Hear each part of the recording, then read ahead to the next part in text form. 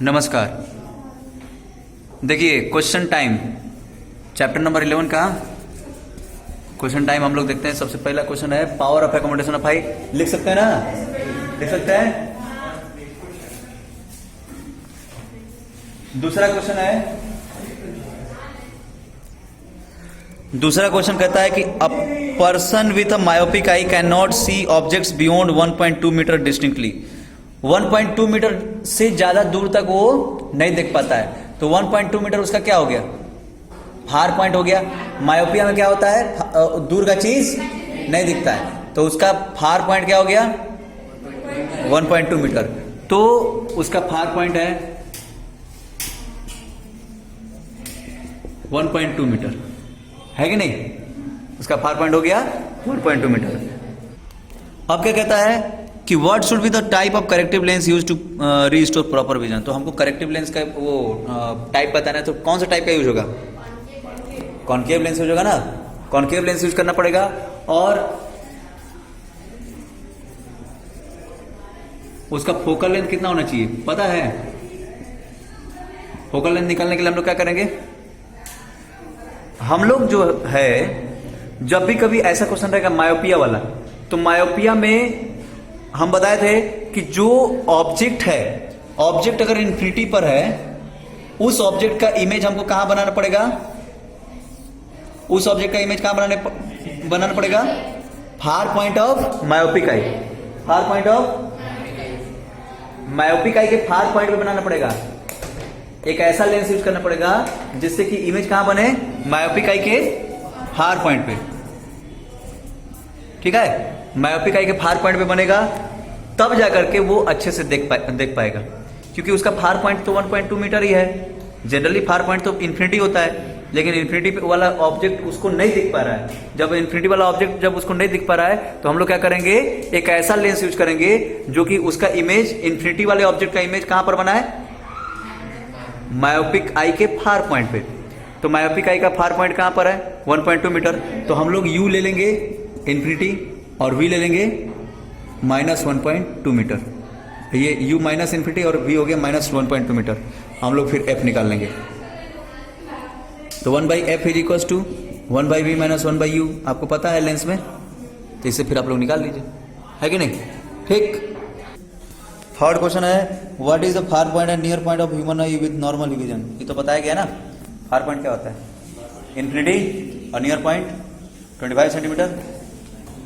A student has difficulty reading the blackboard while sitting in the last row. एक student है, पीछे बैठता है तो उसको ब्लैक बोर्ड नहीं दिखता है। ठीक, दिख रहा है?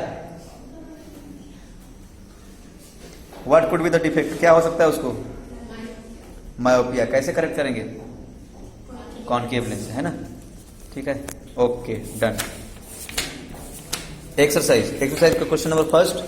A human eye can focus an object at different distance by adjusting the focal length of eye lens. This is due to accommodation, है कि नहीं? Power of accommodation इसी को तो बोलते हैं। The human eye forms the image of an object at its कहाँ पे बनता है? पहले से टिक लगा है तो इसलिए पता है ना? Okay. The least distance of distinct vision कौन जानता है? कौन नहीं जानता है? सब जानते हैं ना? 25 centimeter. Change in focal length of an eye is caused by the action of. Focal length कौन चेंज करता है? Ciliary muscle. सिलियरी मसल उसको एडजस्ट करता है, कॉन्ट्रैक्ट और क्या बोलते हैं कि उसको जो भी करना है ना, छोटा बड़ा करना है, वो सिलियरी मसल का काम है। A person needs a lens of power 5.5 dioptre for correcting his distant vision. उसको दूर का नहीं दिखता है और उसको -5.5 डायप्टर का वो पावर का लेंस चाहिए। For correcting his near vision, he needs a lens of power 1.5 diopter. और नियर विजन करेक्ट करने के लिए 1.5 डायप्टर का उसको वो चाहिए। क्या चाहिए? लेंस चाहिए। What is the focal length of the lens required for correcting distant vision और नियर विजन? उन दोनों का फोकल लेंथ निकाल लीजिए। आपको पता है कि power is equal to 1/f होता है। Power is equal to 1/f होता है ना, तो power is equal to 1/f होता है। तो इसी फॉर्मूला से दोनों का वो फोकल लेंथ निकालेंगे, तो focal length is equal to 1/p हो जाएगा। 1/p हो जाएगा, है कि नहीं? ठीक है, ऐसे करके निकाल लीजिए उसको। ठीक है, दोनों का पावर निकाल वो फोकल लेंथ निकाल लीजिए। ठीक है, डिस्टेंट विजन का -5.5 है तो -1 में 5.5 हो जाएगा, और नियर विजन का +1.5 है तो +1 में 1.5 हो जाएगा। ठीक है, उसको डिवाइड कर लीजिएगा। Higher point of myopic eye, same question है। Myopic person is 80 centimetre in front of eye, what is the nature and power of lens required, कर सकते हैं। फोकल लेंथ निकाल लेंगे, फिर उसके बाद पावर निकाल लेंगे, कोई दिक्कत है।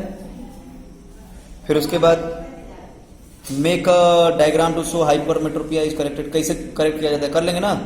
अब इसका near point of the hypermetropic eye is 1 meter, इसमें नियर पॉइंट 1 मीटर है, तो इसके लिए हम लोग क्या करेंगे, जो नियर पॉइंट है 1 मीटर उसको हम लोग यू ले लेंगे, उसको क्या ले लेंगे, और उसका वी क्या लेंगे, वी क्या लेंगे 25 सेंटीमीटर, वी क्या लेंगे। अब फिर फोकल लेंथ निकाल लेंगे, अब फोकल लेंथ निकाल कर फिर उसका पावर निकाल लेंगे, कोई दिक्कत है। Why is the normal eye not able to see clearly the objects placed closer than 25 centimetre, क्योंकि उसके पास, उससे पास जब रखते हैं तो फिर वो विजन मतलब इमेज जो है रेटिना पर क्लियरली नहीं बन पाता है ना, तो इस कारण से। What happens to the image distance in the eye when we increase the distance of object from the eye?